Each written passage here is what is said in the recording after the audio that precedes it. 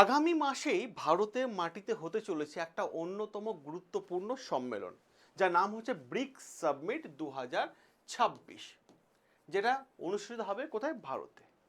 আর এই সম্মেলনে থাকবে কোন কোন দেশ? ব্রিক্সের প্রতিষ্ঠা দেশগুলো: ব্রাজিল, রাশিয়া, ইন্ডিয়া, চায়না আর সাউথ আফ্রিকা। এই দেশগুলো থাকবে। এছাড়াও অন্যান্য দেশে বেশ কিছু রাষ্ট্রপ্রধান হিসেবে উপস্থিত থাকার কথা শোনা যাচ্ছে। কিন্তু প্রশ্ন উঠে আসে, এই সম্মেলনটা কি শুধুমাত্র একটা সাবমিটের জন্য গুরুত্বপূর্ণ? উত্তর হবে না। কারণ এবার ব্রিক্স সাবমিটের নেতৃত্ব কে দিতে চলেছে? ভারত। তাই গোটা বিশ্বের নজর এখন দিল্লির দিকে। গোটা বিশ্বের নজর, কারণ এই নজরটা আসার কারণটা কি? সব থেকে গুরুত্বপূর্ণ যে দুটো জায়গা, সেটা হচ্ছে যে এই যে রাশিয়া আর চায়না, মানে রাশিয়ার প্রেসিডেন্ট ভ্লাদিমির পুতিন আর চায়না হচ্ছে শি জিনপিং, এরা দুজন কি ভারতে আসবেন? এইটাই আজকে দিনের সব থেকে বড় প্রশ্ন। যদি তারা না আসেন, তাহলে এর পেছনে কারণ কি? এটা কি শুধু একটা ব্যক্তিগত নাকি রাজনৈতিক বাস্তবতা, নাকি এর পেছনে রয়েছে আমেরিকার একটা চাপ? আমরা এই বিষয়টা আলোচনা করব।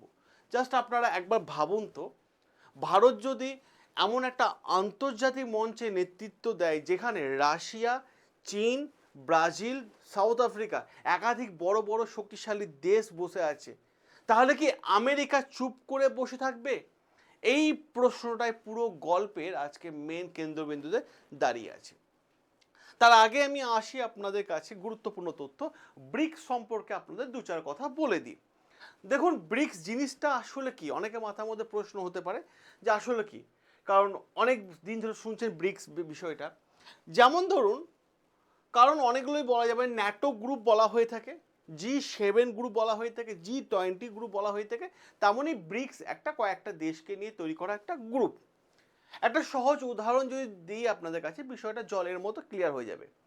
ধরুন আপনার এলাকায় কয়েকটা পরিবার কি করেছেন, তাদের নিজেদের নিরাপত্তা ব্যবস্থা এবং পাশাপাশি পারস্পরিক সহযোগিতার জন্য একটা টিম বা সংগঠন তৈরি করেছে।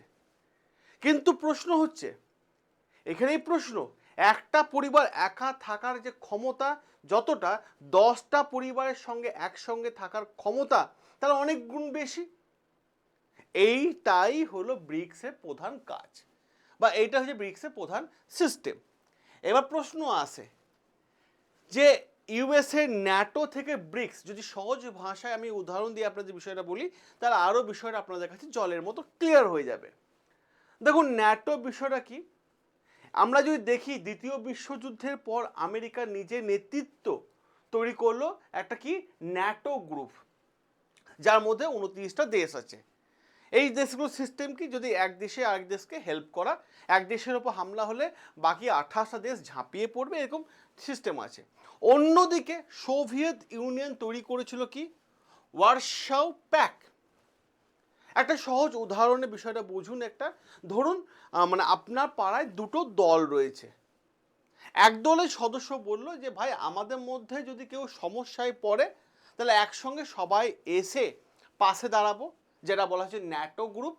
আর অপর দিকে আরেকজন বললো যে ভাই, আমরা যদি কোনো সমস্যায় পড়ি, তাহলে আমরা নিজেদের মধ্যে একটা জোট তৈরি করে রাখবো নিজেদেরকে হেল্প করার জন্য। কিন্তু আন্তর্জাতিক রাজনীতিতে ন্যাটো বা ওয়ারশাও প্যাক্ট, এই দুটো প্রতিদ্বন্দ্বী বোঝানোর জন্য এই উদাহরণটা আমি আপনাদের সামনে বর্তমান ব্যবহার করলাম। কিন্তু ইতিহাসে পরবর্তী ঘটনায় এই ওয়ারশাও প্যাক্ট 1991 সালে সোভিয়েত ইউনিয়নে তৈরি হয়েছে, কারণ ওয়ারশাও প্যাক্ট ভেঙে গেছে এবং সোভিয়েত ইউনিয়ন তৈরি হয়েছে। আর এখানেই শেষ হয়ে যায় একটা যুগের এবং শুরু হয় নতুন আরও একটা গল্পের। এবার প্রশ্ন হচ্ছে যে এরপর বিশ্বের নতুন বেশ কিছু মানে দেশ তাদের অর্থনীতি কৌশলগতভাবে শক্তিশালী হওয়ার আরও একটা প্ল্যানিং শুরু করে দিল। সেই তারা কারা? চীন, ভারত, ব্রাজিল এবং রাশিয়া। দেখতে পাচ্ছেন, চীন, ভারত, ব্রাজিল এবং রাশিয়া। এবার প্রশ্ন হবে, সাউথ আফ্রিকা কি করে চলে আসলো? বলছি, দেখুন এই দেশগুলো, এই চারটি দেশের কাছে কি আছে? বিশাল জনসংখ্যা, বড় একটা মার্কেট রয়েছে চারটে দেশের কাছে, রয়েছে এই চারটে দেশের কাছে প্রাকৃতিক সম্পদ, রয়েছে বিপুল পরিমাণে শ্রম শক্তি বা লেবার, আর দ্রুত বাড়তে থাকা অর্থনীতি, যেটা প্রবলেম হচ্ছিল যে অর্থনীতিকে আরো দ্রুত ডেভেলপ করতে হবে, তখনই একটা মানে ধারণা সামনে আসলো যে আগামী দিনে শুধুমাত্র কি আমেরিকা বা ইউরোপ ঠিক করবে মার্কেট প্রাইস, ঠিক করবে না ঠিক করব আমরা। তার জন্য কি করা হলো, ইকোনমিক্স যত আছে বিশ্বে অর্থনীতি ভবিষ্যৎ কি হবে, সব ভবিষ্যৎকে আমেরিকা ইউনিয়ন বা ইউরোপ ঠিক করবে, আমরা নিজেদের মধ্যে আমাদের দেশগুলোর মধ্যে ইকোনমিক্স আমরা ঠিক করব। তার জন্য তৈরি হয়ে গেল ব্রিক্সে একটা ধারণা চলে আসলো এবং এখান থেকে ব্রিক্স শুরু। দেখুন আমি গুরুত্বপূর্ণ জায়গা বলি, প্রথম দিকে এটা ছিল ব্রিক, BRIC, BRIC। দেখুন ব্রাজিল, রাশিয়া, ইন্ডিয়া, চায়না, প্রথম দিকে এরা ছিল চারটে দেশ। পরবর্তীকাল তখন একা বলা হতো ব্রিক, ঠিক আছে। পরবর্তীকালে এর সাথে আরো একটা এস যোগ হয়ে যায়, মানে কি এই যে দেখতে পাচ্ছেন এস, এর সঙ্গে যুক্ত হয়ে যায় সাউথ আফ্রিকা, সাউথ আফ্রিকা যুক্ত হয়ে যায়। এখানে যদি আমি আপনাদের আরো একটা উদাহরণ দিই তার বিষয়টা আপনাদের কাছে ক্লিয়ার হয়ে যাবে। চার বন্ধু মিলে একটা ব্যবসা শুরু করলো, হঠাৎ করে সে ব্যবসা ভালোভাবে যাচ্ছে, আর একজন বন্ধু মানে পঞ্চম বন্ধু এসে বলল যে ভাই তোদের টিমে আমাকে যোগদান নিবি। তখন সেই চার বন্ধু গ্রুপটা কি হলো, যেখানে ছিল গ্রুপ সেইটা ব্রিক গ্রুপ, সেই গ্রুপটা থেকে আরো একটা মেম্বার যোগ হয়ে গেল, 5 জন যোগ হয়ে গেল, তাই ব্রিক থেকে ব্রিক্স হয়ে গেল। জিনিসটা ক্লিয়ার হয়ে গেছে আপনাদের কাছে আশা করছি। এবার প্রশ্ন হচ্ছে এই ব্রিক্স নিয়ে আমেরিকা কাছে এত গুরুত্বপূর্ণ বিষয় কেন, বা এই ব্রিক্স গ্রুপটাকে নিয়ে আমেরিকার সমস্যা কোন জায়গায়, সেটা আমি আপনাদের বলি। দেখুন আচ্ছা, আর্টিকেলটা যাবার আগে আমি এখানে আরেকটা জিনিস আপনাদের কাছে ক্লিয়ার করে দিই। দেখুন ধরুন একটি দোকানে একজন ব্যবসায়ী ব্যবসা করছে এবং তারা কি করলো, তারা ঠিক করলো যে ভাই আমি তোমাদের কাছ থেকে আমি জিনিসপত্র বিক্রি করব তোমাদের কাছে, ব্যবসায়ী ঠিক করলো তোমাদের কাছে জিনিসপত্র ব্যবসা মানে বিক্রি করব, তার জন্য আমাকে টাকা দাও, তার জন্য একটা কারেন্সি দিতে হবে। সবাই তাই করছে যে তার দোকান থেকে জিনিসপত্র নিচ্ছে, তার পরিবর্তে তাকে টাকা দিয়ে দিচ্ছে, একটা পেমেন্ট সিস্টেম ব্যবহার করছে। কিন্তু সেই ব্যবসায়ী তাহলে স্বাভাবিকভাবে আরও শক্তিশালী হয়ে যাচ্ছে, কারণ তার কাছে টাকা আসছে। অন্যদিকে ওই 10 জন ক্রেতা যারা জিনিসপত্র ওই দোকান থেকে কিনছিল, তারা ঠিক করলো যে ভাই তুমি যে টাকাটা নাও আমাদের কাছ থেকে সেই টাকাটা পরিবর্তন করতে হবে এবং আমাদের পেমেন্ট সিস্টেমে তোমাদের চলতে হবে, যদি নাও তাহলে তোমার দোকানে জিনিস নেবো না নেবো না। ব্যবসায়ী কি করবে, হ্যাঁ ভাই তাই দাও, তাহলে ব্যবসায়ীর কাছে ক্রেতারা কি করলো যে নতুন একটা পেমেন্ট সিস্টেম চালু করলো এবং তাতে কি করলো যে আমরা নিজেদের মধ্যে অন্যভাবে লেনদেন করব এবং সেই ব্যবসায়ী একচেটিয়া তার প্রভাবটা কমে গেল। সে দেখতে পাচ্ছিল আমি অমুক একটা কারেন্সি পাচ্ছিলাম বা অমুক দেশের একটা নোট পাচ্ছিলাম জিনিসপত্র বিক্রি করে, এখন এরা নিজেদের মধ্যে ঠিক করেছে যে নিজেদের মধ্যে যে কারেন্সি সেট হবে সেটাই দেবে, তাহলে ব্যবসায়ী প্রভাব স্বাভাবিকভাবে কমে গেল। আন্তর্জাতিক মঞ্চে ঠিক তেমনটাই হয়েছে, ডলার ডিমনিটাইজ বা ডলার ক্ষেত্রে ডিডলারাইজেশন বিষয়টা যেটা হচ্ছে, এটা হচ্ছে সব থেকে বড় উদাহরণ যেটা ব্রিক্স গ্রুপ করতে চলেছে। এইখানে হচ্ছে আমেরিকার বিষয়টা। এবার প্রশ্ন হচ্ছে ডলার ডমিনেন্স বিষয়টা কি। দেখুন ডলার ডমিনেন্স বিষয়টা যদি বুঝতে যান তাহলে আপনাদের কাছে কয়েকটা তথ্য আপনাকে জানতে হবে, কারণ বিশ্বে আন্তর্জাতিক বাজারে একটা আমেরিকা বা মার্কিন শক্তির ডলার, যে ডলার একটা বড় জায়গা ধরে রেখেছে। ডলার বলতে কি আমেরিকা, আমাদের দেশে যেমন বলি আমরা রুপি, ঠিক আছে, সেরকম আমেরিকা হচ্ছে ডলার। তো প্রশ্ন হচ্ছে এই জায়গায় যে ডলার দিয়ে গোটা বিশ্বে কেনা বেচা হয়, আর গোটা বিশ্বে যদি কেনা বেচা হয় ডলার দিয়ে, তাহলে ডলারের শক্তি আরও বেড়ে গেল, আরও বেড়ে গেল। ধরুন একজন ব্যবসায়ী, ধরুন আপনি একজন ভারতের ব্যবসায়ী, আপনি রাশিয়া থেকে কোনো জিনিস কিনছেন বা চীন থেকে কোনো জিনিস কিনছেন বা ইউএই থেকে কোনো জিনিস কিনছেন, তাহলে আপনাকে কী করতে হবে, সেই দেশে মুদ্রা ব্যবহার করতে হবে। কিন্তু বিদেশের ক্ষেত্রে সেটা তো হবে না, এক দেশ থেকে আরেক দেশ জিনিসপত্র কিনতে গেলে আপনাকে সেই ধরুন আমি যদি ধরুন আপনার দোকান থেকে একটা বললাম যে ভাই একটা চিড়ে ভাজা প্যাকেট দাও, আমি 10 টাকা দিলাম, আপনি নিয়ে নিলেন। কিন্তু প্রশ্ন হচ্ছে এটা যখন দুটো দেশের মধ্যে হয়ে যাবে তখন মানে ওই দেশের টাকা চলবে না, তখন কি হবে ডলারে কেনা বেচা করতে হবে, মানে আমেরিকার টাকায় কেনা বেচা করতে হবে, লেনদেন করতে হবে।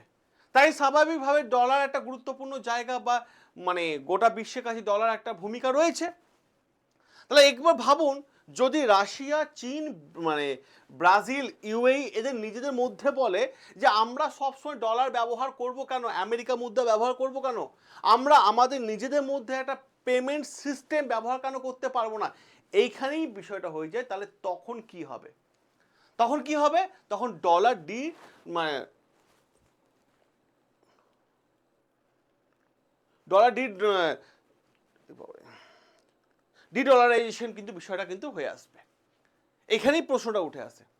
এবার বর্তমান সময় যে পুতিন, রাশিয়ার প্রেসিডেন্ট পুতিনের অবস্থান দেখি, তার আগে আমি আপনাদের আর্টিকেলটা একবার দেখিয়ে দিই। দেখুন আর্টিকেলে কি বলছে, সি জিনপিং, ঠিক আছে, চীনের প্রেসিডেন্ট, এবং রাশিয়ার প্রেসিডেন্ট পুতিন, ঠিক আছে, কি হচ্ছে ব্রিক্স সাবমিট যেটা ইন্ডিয়াতে হতে চলেছে সেপ্টেম্বর মাসে 12 এবং 13 তারিখ। এইখানে প্রশ্ন হচ্ছে যে ভ্লাদিমির পুতিন কি সেদিন ভারতে আসবেন? এটা বড় প্রশ্ন। কারণ যদি আপনারা দেখেন 2025 সালে ব্রাজিলের যখন ব্রিক্স সাবমিট অনুষ্ঠিত হওয়ার সময় পুতিন কিন্তু সরাসরি সেখানে উপস্থিত ছিলেন না। কারণ তার বিরুদ্ধে তখন ইন্টারন্যাশনাল ক্রিমিনাল কোর্ট, যাকে আমরা বলি আইসিসি, তার বিরুদ্ধে তখন অ্যারেস্ট ওয়ারেন্ট ছিল, যার ফলে ব্রাজিল কি করেছিল, আইসিসি সদস্য হওয়ার সত্ত্বেও বিষয়টি আইনি জটিলতা হয়েছে, একটা আইনি জটিলতার মধ্যে দিয়ে যাচ্ছে, শেষ পর্যন্ত কিন্তু ভ্লাদিমির পুতিন আসতে পারেননি। তাহলে এবার প্রশ্ন হচ্ছে, এবার কি যেহেতু ভারতে সাবমিট হতে চলেছে, যে এটা ভারতের জন্য কতটা গুরুত্বপূর্ণ? কারণ দেখুন, ভারতের অবস্থান ব্রাজিলের মতো কিন্তু নয়, ভারত কিন্তু আইসিসির সদস্য নয়, তাই আইসিসি একটু আইনি বাধা বা পুতিনে ভারতের সফরের ক্ষেত্রে প্রযোজ্য নয়। অর্থাৎ একটা জিনিস কিন্তু আপনাদের কাছে পুরো বিষয়টা ক্লিয়ার, পুতিন ভারত সফর নিয়ে আইসিসিকে কেন্দ্র করে ব্রাজিলের মতো একই পরিস্থিতি নেই। তাই রাজনৈতিকভাবে একটা প্রশ্ন কিন্তু উঠে আসছে, রাশিয়া আমেরিকার যে সম্পর্ক, বর্তমানে যে পরিস্থিতি, পুতিন কি এই পরিস্থিতি দেখে ভারতে আসবেন? এইটা কিন্তু বর্তমান সময়ে দাঁড়িয়ে সব থেকে বড় প্রশ্ন। অপরদিকে যদি আমরা আসি চীনের প্রেসিডেন্ট সি জিনপিং এর দিকে, আমরা আসি, দেখুন এখানেও প্রশ্ন হচ্ছে সি জিনপিং কি ভারতে আসবেন? কারণ আমি যদি একটা বাস্তবে বড় উদাহরণ দিই, তাহলে আপনাদের কাছে বিষয়টা কিন্তু জলের মতো ক্লিয়ার হয়ে যাবে। ধরুন আপনি এবং আপনার প্রতিবেশী যদি বাড়ির সীমানা নিয়ে, ঠিক আছে, ঝামেলা দীর্ঘদিন ধরে চলতে থাকে, কিন্তু দুজনের মধ্যে কথাবার্তা আছে, কিন্তু বাড়ির সীমান্ত নিয়ে কিন্তু লড়াই চলছে, তাহলে প্রশ্নটা এইটাই, সীমানা প্রশ্নটা কিন্তু থেকেই যায়, লড়াই প্রশ্নটা কিন্তু থেকেই যায়। ভারত চীন সম্পর্কটা ঠিক এমন টাইপের, দুই দেশের মধ্যে বিশাল বাণিজ্য রয়েছে, কিন্তু দুই দেশের মধ্যে সীমান্ত নিয়ে, এলাকা নিয়ে কিন্তু বিরোধ রয়েছে। উদাহরণস্বরূপ যদি আমরা দিই, তাহলে আপনাদের কাছে ক্লিয়ার হয়ে যায় গালওয়ান, সবথেকে বড় উদাহরণ। 2020 সালে গালওয়ান ভ্যালিতে যে সংঘর্ষ হয়েছিল ভারত এবং চীনের সঙ্গে, সেই সম্পর্কে একটা বড় ধাক্কা দেয়, কারণ এরপরে কিন্তু দুই দেশ একে অপরের সাথে বিশ্বাসটা কিন্তু হারিয়ে ফেলে। যদিও এখন সি জিনপিং দিল্লিতে এসে প্রধানমন্ত্রী এবং অন্যান্য রাষ্ট্রপ্রধানের সঙ্গে একই টেবিলে বসেন ব্রিক্স সাবমিটে, তাহলে সেটি মানে অসাধারণ একটা সফর হয়ে যাবে। প্রশ্ন এটাই যে এই একটি টেবিলে কূটনৈতিক বার্তা থাকবে। অপরদিকে যদি আমরা আরও একটা গুরুত্বপূর্ণ বিষয় দেখি চীনের সাথে, যে বিষয়টা লড়াই অরুণাচল প্রদেশকে নিয়ে, যদি আর একটা উদাহরণ দিই আমি আপনাদেরকে, ধরুন আপনার বাড়ির সামনে একজন প্রতিবেশী আছে, এবং সে প্রতিবেশী বলল আপনার বাড়িতে এসে যে তোর যতগুলো থাকার রুম আছে সে রুমের নামগুলো আমি পরিবর্তন করে দেব, তোর রুমের নামগুলো পরিবর্তন করবো, বাড়িটা কার? বাড়িটা আমার। কিন্তু পাশে বাড়ি এসে একজন বলছে, যা বাড়িও নয়, খালি সম্পর্ক ভালো বলে আসছে, এসে বলছে নাম পরিবর্তন করে দেবো। আসলে ব্যাপারটা হচ্ছে, আসলে ঘরটা তো আমার, তাহলে আপনি এখানে কি করবেন? স্বাভাবিকভাবে আমি কি করব, আমি এটাই বলবো যে ভাই নাম পাল্টালেই কি এই বাড়ির মালিকের নামটা পরিবর্তন হয়ে যায়? এটাই প্রশ্ন। কারণ ভারত চীন সীমান্তের ক্ষেত্রে নাম পরিবর্তনের বিষয়টি বোঝাতে একটা উদাহরণ আমি যদি আপনাদের সামনে ব্যবহার করি তাহলে জিনিসটা আপনাদের কাছে আরও একটু জলের মতো পরিষ্কার হয়ে যাবে। কারণ চীন বিভিন্ন সময় অরুণাচল প্রদেশের বিভিন্ন এলাকার নাম পরিবর্তন করার জন্য উদ্যোগ নিয়েছে। 2024 সালে চীন অরুণাচল প্রদেশে মানে একই জায়গায় 30টা স্থানের নাম, 30টা জায়গার নাম পরিবর্তনে প্রকাশ করেছে। ভারত সঙ্গে সঙ্গে সেগুলো রিজেক্ট করে দিয়েছে, কারণ ভাই অরুণাচল প্রদেশ তো আমাদের, তুমি নাম পরিবর্তন করার কে? যেমনটা আমি আপনাদের বললাম, নাম পরিবর্তন করলে কি ওই এলাকা মালিকানা চেঞ্জ হয়ে যায়? ওটা ভারতেই থাকবে, পরিষ্কার কথা। এখানে আমি আপনাদের আরেকটা বিষয় আমি খুব ভালোভাবে বলে দিই। দেখুন, কোনো জায়গার নাম বদলে দিলে সেই জায়গার মালিকানা বদলে যায় না, কিন্তু আন্তর্জাতিক রাজনীতিতে নামের পেছনেও একটা ইম্প্যাক্ট থেকে যায়। আপনি দাবি করছেন, আপনার সেই দাবি বারবার প্রচার করছেন, আর আন্তর্জাতিক আলোচনায় আপনার দাবিটা বারবার ফিরে আসছে, এইটার নাম কিন্তু পরিবর্তনের একটা কূটনৈতিক দিকও রয়েছে। আর এরই পাশাপাশি ভারতে একটা পাল্টা জবাবও আছে। চীন যখন এই ধরনের নাম পরিবর্তন করা পদক্ষেপগুলো নিয়ে থাকে, বা নাম পরিবর্তন করা বিভিন্ন সময়ে মানে পদক্ষেপ নেয়, স্টেপ নেয়, তখন ভারতও কিন্তু পাল্টা স্টেপ নিয়ে নেয়, খেলা খেলে যায়। ধরুন, আপনি দাবার বোর্ডটা আছে, এই খেলাটা ঠিক দাবার বোর্ডের মতো। আপনি যদি দাবার একটা চাল দেন, অন্য পক্ষ কিন্তু চাল দেবে। প্রশ্নটা কোন জায়গায়? এখানে কিন্তু বোর্ডটা সীমান্ত নয়। তাহলে কি? মিডিয়া, ডিপ্লোম্যাসি আর ইন্টারন্যাশনাল পলিটিক্সের মধ্যেই সীমাবদ্ধ, পুরো জিনিসটা সীমাবদ্ধ। এবার ভারত কেন ব্যালেন্স করছে, এই বিষয়টা যদি আমি আপনাদের সামনে আরেকটা বিষয় নিয়ে গুরুত্বপূর্ণভাবে আমি তুলে ধরি, তাহলে আপনাদের কাছে এইটা জিনিসটা কিন্তু ক্লিয়ার হয়ে যাবে। দেখুন, প্রশ্ন এখানে উঠে আসে, ভারত কি করছে? একদিকে রাশিয়ার সাথে সম্পর্ক রাখতে চায়, আমরা সম্পর্ক রেখেছি। অপরদিকে আমেরিকার সাথে বাণিজ্য এবং কৌশলগত সম্পর্ক বাড়াতে চায়। অপরদিকে চীনের সঙ্গে সমস্যা থাকলেও বাণিজ্য পুরোপুরি বন্ধ হয়নি। একটা যে বাস্তব উদাহরণ দিয়ে আপনাদের কাছে, তাহলে পুরো জিনিসটা আপনাদের কাছে জলের মতো ক্লিয়ার হয়ে যাবে। ধরুন, দুই পরিবার বা একটি পরিবার দুই প্রতিবেশীর সঙ্গে আলাদা আলাদা সম্পর্ক রেখেছে। একজনের সাথে পুরনো বন্ধুত্ব, একজনের সাথে ব্যবসা, আর তৃতীয় জনের সাথে আছে কিন্তু সমস্যা। তাহলে পরিবারটা যদি বুদ্ধিমান হয়, তাহলে অন্যজনকে পুরোপুরি ছেড়ে দেবে না। প্রশ্ন এখানে, ভারতের কূটনীতি ঠিক অনেকটা এমনই, ঠিক স্ট্র্যাটেজিক ব্যালেন্স টাইপের। আমি এবার আসি ব্রিক্সের উদাহরণ, ট্রেড উদাহরণ, তাহলে আপনাদের কাছে জিনিসটা ক্লিয়ার হয়ে যাবে। দেখুন, তার আগে বলি, আপনারা যারা এআই শিখতে চাইছেন, এই ভিডিওর কমেন্ট বক্সে চলে যান, এআই লিঙ্ক দেওয়া আছে। এবার দেখুন, ব্রিক্সে আমি একটা বড় উদাহরণ আমি আপনাদের সামনে চলে যাই, তাহলে জিনিসটা আপনাদের কাছে পুরো বিষয়টা জলের মতো হয়ে যাবে। দেখুন, আরও একটা গুরুত্বপূর্ণ বিষয় হচ্ছে ব্রিক্সের মধ্যে বাস্তব বাণিজ্য। কি বিষয়টা? ভারতের সঙ্গে ব্রিক্স যে দেশগুলো ব্যবসা করে বা ব্রিক্সে যারা আছে, তারা কেউ ছোটোখাটো দেশ নয়।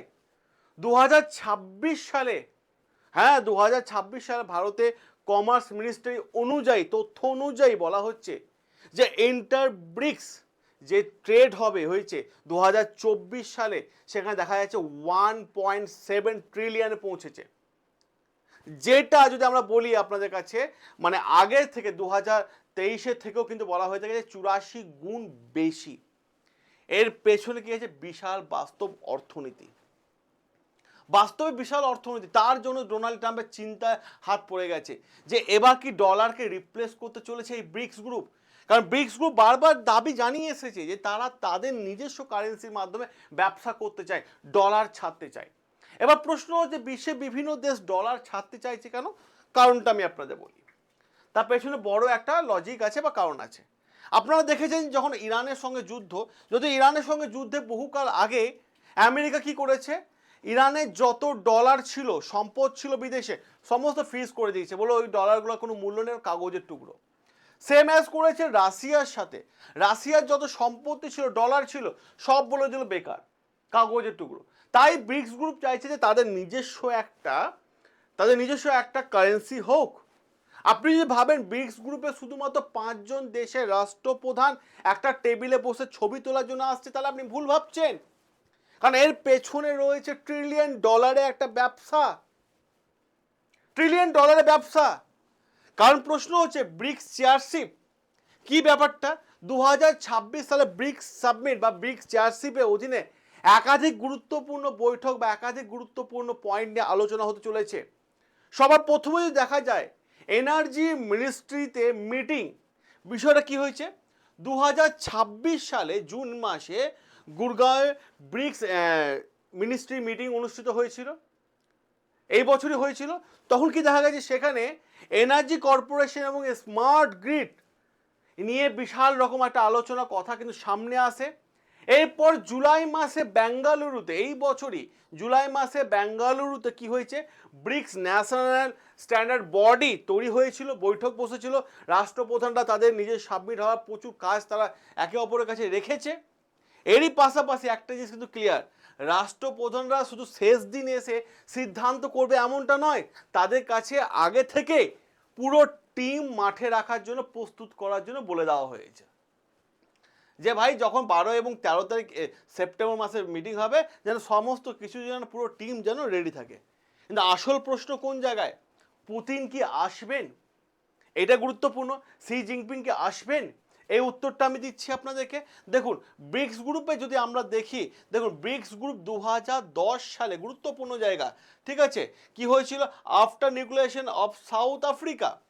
2024 সালে ইজিপ্ট, ইথিওপিয়া, ইরান, ইউএ, ঠিক আছে, গড ইনক্লুডেড, ঠিক আছে, দেখে নেন আপনারা। 2025 সালে Indonesia and Saudi Arab join করেছিল এই ব্রিক্স গ্রুপে, সেখানে পরিষ্কার উল্লেখ করে দেওয়া আছে। এরই পাশাপাশি যদি দেখেন, এখনো পর্যন্ত আমি আপনাদের বলি, 2024 সালে ব্রিক্স মিটিং কোথায় হয়েছিল, রাশিয়াতে হয়েছিল। 2025 সালে ব্রাজিলে হয়েছিল এবং 2026 সালে 12 এবং 13 সেপ্টেম্বর ভারতে হতে চলেছে। আর ভারত এইটা নিয়ে 4 বার ব্রিক্স সাবমিট করেছে, 2012 সালে একবার, 2016 সালে একবার, 2021 সালে, আর 2026 সালে কিন্তু হতে চলেছে। ভারত এই নিয়ে কিন্তু 4 বার কিন্তু ব্রিক্স সাবমিট করতে চলেছে। দেখুন এবার প্রশ্ন হচ্ছে, গুরুত্বপূর্ণ জায়গা, ইম্পর্টেন্ট জায়গা, যে পুতিন আসবেন কিনা, বা এরই পাশাপাশি শি জিনপিং আসবেন কিনা। ভারতও প্রস্তুতি নিচ্ছে, কারণ বিভিন্ন মন্ত্রণালয়ে বৈঠক করছে, বাণিজ্য নিয়ে আলোচনা হচ্ছে, এনার্জি নিয়ে আলোচনা হচ্ছে, স্ট্যান্ডার্ড নিয়ে আলোচনা হচ্ছে, অর্থাৎ মাঠ প্রস্তুত। কিন্তু শেষ মুহূর্তে খেলোয়াড়রা নামবেন তো, এইটা কিন্তু সব থেকে বড় বিষয় আজকের দিনে। আর এখান থেকেই শুরু হচ্ছে ইউএস আমেরিকার চাপ বনাম ভারতের কূটনীতি ভারসাম্যের একটা গল্প। বিষয়টা কি, এই বিষয়টা আমি আপনাদের কাছে ক্লিয়ার করে দিই। দেখুন ইউএস এবার মানে যদি আসে, ইউএস প্রসঙ্গ যদি উঠে আসে, তার গুরুত্বপূর্ণ তথ্য আসবে। কারণ যখন ভারত রাশিয়ার দীর্ঘদিনের বন্ধু, এটা কোনো কথাই নয়, সুন্দর দীর্ঘদিনের বন্ধু হয়ে আছে। প্রতিরক্ষা থেকে শুরু করে জ্বালানি গ্যাস, মহাকাশ থেকে শুরু করে কূটনীতি, বহু দশক ধরে ভারত রাশিয়ার মধ্যে একটা ভালো বন্ডিং আছে, আমাদের সাথে সম্পর্ক আছে। কিন্তু বর্তমানে রাশিয়া একাধিক সমস্যার মধ্যে দিয়ে কিন্তু যাচ্ছে। একদিকে ইউএস ইউক্রেন যুদ্ধ, আর অন্যদিকে আমেরিকা এবং পশ্চিমা দেশগুলো তার রাশিয়ার ওপর মারাত্মক লেভেলে স্যাংশন লাগিয়ে বসে রেখেছে। আর এরই সঙ্গে যুক্ত হয়েছে নতুন আরও একটা বিষয়, যে রাশিয়ার সঙ্গে যে ব্যবসা করবে তার ওপর আমেরিকা হাই লেভেলে ট্যারিফ লাগাবে, তার একটা হুমকি কিন্তু ডোনাল্ড ট্রাম্প জাস্ট 2-4 দিন আগে জানিয়ে দিয়েছে। এবার জাস্ট আপনি একবার ভাবুন তো, আপনারা কয়েকটা বন্ধু, মানে পুরনো বন্ধু যদি বিপদে পড়েছে, সেই বন্ধুর বিপদে আপনি পাশে দাঁড়াতে চান, কিন্তু বাইরে থেকে যদি কেউ এসে বলে তুমি যদি ওর সাথে ব্যবসা করো তাহলে তোমার ওপর জরিমানা লাগাবো, তখন তো আপনি কি করবেন? ঠিক এই ধরনের কঠিন পরিস্থিতির মধ্যে দিয়ে ভারতকে এখন নিজের সিদ্ধান্ত নিতে হচ্ছে। অপরদিকে আমেরিকার চাপটা কোথায়? আমেরিকার পক্ষ থেকে পরিষ্কার জানিয়ে দেওয়া হয়েছে, রাশিয়ার সঙ্গে যে দেশ ব্যবসা করবে তার উপর ট্যারিফ লাগানো হুমকি দিয়েছে। অর্থাৎ মূল বার্তা কিন্তু খুব সহজ, ক্লিয়ার। রাশিয়ার সঙ্গে ঘনিষ্ঠতা করলে বা ব্যবসা করলে অর্থনীতিতে একটা বড় মূল্য দিতে হবে। আর এখানেই প্রশ্ন, ভারত যদি রাশিয়ার কাছ থেকে তেল কেনে, ভারত যদি রাশিয়ার কাছ থেকে সামরিক সরঞ্জাম কেনে, ভারত যদি রাশিয়ার কাছ থেকে বাণিজ্য চালিয়ে যায়, তাহলে আমেরিকার নীতির প্রভাব কি ভারতের উপর পড়তে পারে? এইটাই কিন্তু আসল সমস্যা, এটা কিন্তু আসল প্রশ্ন। বর্তমান জিওপলিটিক্স এক্সপার্টরা এইটাই দাবি করছেন।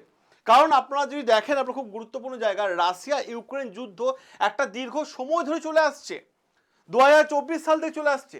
কেউ বুঝতে পারেনি যে এই যুদ্ধটা প্রায় মানে এতদিন ধরে দীর্ঘ যুদ্ধ হবে। আর দীর্ঘ যুদ্ধ যদি চলে তাহলে সমস্যা কী কী পড়তে হয়? মিসাইলগুলোর ওপর মারাত্মক লেভেলে খরচা করতে হয়, অর্থনীতির ওপর চাপ বেড়ে যায়, এরই পাশাপাশি ওয়েস্টার্ন কান্ট্রিগুলো রাশিয়ার ওপর চাপ দিয়ে রেখেছে। আন্তর্জাতিক বাজারে রাশিয়া তেল বিক্রি করতে পারছে না, অর্থনৈতিক সমস্যা বানিয়ে রেখেছে। এমনকি ব্ল্যাক সিতে রাশিয়ার জাহাজ আর সামরিক সম্পদকে লক্ষ্য করে ইউক্রেন একের পর এক হামলা চালাচ্ছে। অর্থাৎ প্রশ্ন এখানে দাঁড়ায়, যুদ্ধ এখনো মানে ময়দানে থেকে অর্থনীতিতে যুদ্ধের প্রভাব সব থেকে বেশি এবং সরাসরিভাবে পড়েছে। এটা ক্লিয়ার? অপরদিকে যদি দেখা যায় যে আরো একটা গুরুত্বপূর্ণ জায়গা, আর একটা যে উদাহরণ দিই, ধরুন আপনার মাসে আয় হচ্ছে 50,000 টাকা। হ্যাঁ, 50,000। হঠাৎ করে আপনার পারিবারিক চিকিৎসা জন্য টাকা লাগছে, লোন নিয়েছেন তার জন্য টাকা লাগছে, জরুরি অবস্থার জন্য খরচা বেড়ে গেছে, তাহলে তখন কি করবেন? পরিবারে আয় তো 50,000ই রয়েছে, তাহলে বাড়তি টাকা আসবে কোথা থেকে? সেভিং তাহলে কমবে কম, দীর্ঘদিন চললে অর্থনৈতিক একটা প্রেশার তৈরি হবে। আর একইভাবে যদি দেশগুলো মিলিটারি এক্সপেন্ডের ওপর দীর্ঘদিন ধরে যুদ্ধ চালিয়ে যায়, খরচা চালিয়ে যায়, তাহলে ইকোনমিক গ্রো করাও কিন্তু চান্স কমে যায়। এই ক্ষেত্রে রাশিয়া কিন্তু আন্তর্জাতিক মহলের মারাত্মক লেভেলে রাশিয়া এবং ইউক্রেন আলোচনার মধ্যে দিয়ে রয়েছে। অর্থাৎ দেখুন, যুদ্ধ শুধু জিতলেই হয় না, যুদ্ধ চালানোর জন্য অর্থনীতি দরকার। আর এখানে রাশিয়া ইউক্রেন যুদ্ধে মানে যুদ্ধটা যদি হচ্ছে, তাহলে এখন বর্তমান সময়ে যে যুদ্ধটা দেখা যাচ্ছে সেটা অর্থনীতির ওপর যুদ্ধ। এবার আসি ডলারের কথা, গুরুত্বপূর্ণ জায়গা ডলারের কথা। কি বিষয়টা হয়েছে, আসল খেলাটা আরো গভীরে আপনারা এবার এখন দেখতে পাবেন। কারণ দেখুন, যুদ্ধ শুধু বন্দুক দিয়ে হয় না, যুদ্ধ হয় মানে অর্থনীতি দিয়ে। কারণ আন্তর্জাতিক অর্থনীতিতে আমেরিকার সবচেয়ে বড় শক্তিশালী কি হচ্ছে বলুন তো? ডলার। বিশ্বে আন্তর্জাতিক বাণিজ্যে একটা বড় অংশ ডলারে কিন্তু পরিচালিত হয়, যদি এটা আপনারা দেখে নিন। এটা কিন্তু হয়ে থাকে। ধরুন আপনি কলকাতায় বসে চীন থেকে 10 লাখ টাকা জিনিস কিনবেন, আমি আপনাদের ক্লিয়ার করে দিই। 10 লাখ টাকা জিনিস কিনবো চীন থেকে। চীনে ব্যবসায়ী বললো তোমরা আমাকে টাকা পাঠাও, আমি মাল পাঠিয়ে দিচ্ছি। আপনি তখন কি করুন? ভারতীয় টাকাই দেবেন। চীনে ব্যবসায়ী বললো, আরে ভাই এই টাকা তো এখানে চলবে না, আমি ভারতীয় টাকা নিয়ে কি করব? এখন দুই দেশের মধ্যে যে পেমেন্ট সিস্টেম দরকার হয়, তার দুজনকে আন্তর্জাতিক গ্রহণযোগ্যতা মনে করতে হবে এবং পাশাপাশি তার একটা মাধ্যম আনতে হবে, যেটা দুই দেশের মধ্যে হবে ডলার। আর এই কারণে আন্তর্জাতিক বাজারে ডলার গুরুত্বপূর্ণ জায়গা ধরে রেখেছে এবং ডলারের গুরুত্ব বাড়ছে। অপরদিকে ডি ডলারাইজেশন বিষয়টা কি? ডি ডলারাইজেশন বিষয়টা হচ্ছে, ধরুন আমরা নিজেদের মধ্যে সরাসরি টাকা পয়সা হিসাব করব, মাঝে ডলারকে আনবো না বা লাগবে না। অথবা ভারত এবং রাশিয়া, দেখুন ভারত এবং রাশিয়া বলল যে ভাই আমরা রুপি বা রুবেলে বা অন্য কোনো পেমেন্ট গেটওয়ে ব্যবহার করব, তাহলে কি হবে? তাহলে ডলারের ব্যবহার কমে যাবে। যদি ভারত এবং রাশিয়া ডলারের মানে রুপি বা রুবেলে ট্রানজাকশন করে, ডলারের ব্যবহার কমে যাবে, ডি ডলারাইজেশন হবে, অর্থাৎ বাণিজ্যের ক্ষেত্রে ডলারের ওপর নির্ভরতা কমবে। এবার রাশিয়া কেন ডি ডলারাইজেশন চাইছে? এই মুহূর্তে রাশিয়ার ডিমান্ড কি? রাশিয়ার বক্তব্য যে ব্রিক্স গ্রুপে যত দেশ আছে তাদের মধ্যে এই 5টা দেশে একটা নিজস্ব পেমেন্ট গেটওয়ে হোক। আর অপরদিকে ডলার দেখতে পাচ্ছেন গোটা বিশ্বে মার্কেট কিন্তু এই মুহূর্তে ধরে রেখেছে। ম্যাপ দেখলে বুঝতে পারেন প্রত্যেকটা দেশই রয়েছে ডলারে ব্যবসা করছে। কারণ রাশিয়ার ওপর যখন পশ্চিমা দেশগুলো স্যাংশন লাগিয়েছে, তখন স্বাভাবিকভাবে রাশিয়া ভাবতে শুরু করলো যে ডলারকে বেস করে ফাইন্যান্সিয়াল সিস্টেমের ওপর নির্ভর করা বোকামো ছাড়া কিছুই না। আর এখান থেকে ব্রিক্সের মধ্যে বিকল্প পেমেন্ট গেটওয়ে নিয়ে আলোচনা উঠে এসছে এবং গুরুত্বপূর্ণ বিষয় হয়ে এসছে। কারণ ব্রিক্স কারেন্সি আলোচনা গুরুত্বপূর্ণ জায়গা। 2024-এর সময় থেকে ব্রিক্স কারেন্সি নিয়ে মানে ব্রিক্সের নিজস্ব টাকা নিয়ে আলোচনা শুরু হয়ে গেছে। ধারণাটা কি? যদি ব্রিক্সের দেশগুলো নিজেদের মধ্যে একটা কমন কারেন্সি বা অন্তত একটা কমন সেটেলমেন্ট মানে তৈরি করতে পারে, তাহলে নিজেদের বাণিজ্য করার ক্ষেত্রে ডলারকে অনেকটা সাইড কাটিয়ে নিজেদের টাকাতে কিন্তু তারা ব্যবসা করতে পারবে। উদাহরণ যদি আমি আপনাদের দিই এই জায়গাটা, তাহলে আরো ক্লিয়ার হয়ে যাবে। ধরুন ভারত রাশিয়া থেকে তেল কিনবে, রাশিয়া বললো ডলার দিতে হবে না, ব্রিক্স মেম্বার তো আমরা, ব্রিক্স সেটেলমেন্ট কারেন্সি বা যা আছে সেটা ব্যবহার করো। ভারত তখন পেমেন্ট করে দিল। এরপর কি হলো? ডলারের প্রয়োজন কমে গেল। এখন বুঝতে পারছেন তো আপনারা যে ব্রিক্স কারেন্সি নিয়ে আমেরিকার মাথা ব্যথা কোন জায়গায়? কারণ বিষয়টা শুধুমাত্র একটা নোট ছাপানো বিষয় নিয়ে নয়, বিষয়টা হচ্ছে বিশ্বের টাকা কোন পথে চলবে, এইটা হচ্ছে গুরুত্বপূর্ণ বিষয়। আর অপরদিকে ডোনাল্ড ট্রাম্পের বর্তমান অবস্থা, ডোনাল্ড ট্রাম্প ব্রিক্স সাবমিটে ডলারাইজেশনের বিরুদ্ধে আরও কঠোর ব্যবস্থা নিতে চলেছে। তিনি এমনকি ব্রিক্স দেশগুলোকে ডলারের বিকল্প তৈরি করে যদি ব্যবহার করা হয়, তাহলে সেই সমস্ত দেশের ওপর ভয়ঙ্কর ট্যারিফ লাগাতে চলেছে। কারণ অর্থাৎ একটা জিনিস ক্লিয়ার, আমেরিকার ডলার নিয়ে ক্লিয়ার অবস্থান, ডলার ডমিনেন্সকে চ্যালেঞ্জ করা হলে অর্থনীতিতে বড় ধাক্কা বা মূল্য দিতে হবে সেই দেশকে। এটা হচ্ছে আমেরিকার সব থেকে বড় চাল। এবার প্রশ্ন হচ্ছে এই জায়গাতে গুরুত্বপূর্ণ জায়গা, যে এরপর আপনাদের চিন্তা ভাবনা কি, আপনাদের রায় কি, আপনাদের রায় আপনাদের চিন্তা ভাবনা অতি অবশ্যই কমেন্ট বক্সে তুলে ধরুন। আর আমি আরেকটা বিষয় আমি আপনাদের বলি, যে দেখুন বর্তমানে যুগ হচ্ছে এআই এর যুগ। যারা এআই শিখতে চাইছেন তারা অতি অবশ্যই কমেন্ট বক্সে যান, সেখানে এআই ব্যাচের লিঙ্ক দেওয়া আছে, সেই লিঙ্কে ক্লিক করে এআই ব্যাচটা কিন্তু আপনারা নিয়ে নিতে পারেন। দেখা হবে আপনাদের সাথে নতুন আরও একটা গুরুত্বপূর্ণ আপডেট নিয়ে, যেখানে আমরা প্রত্যেকটা বিষয় আপনাদের সামনে যুক্তি সহকারে আলোচনা করে থাকি। খুব দ্রুত আসছি নতুন আরও একটা আপডেট।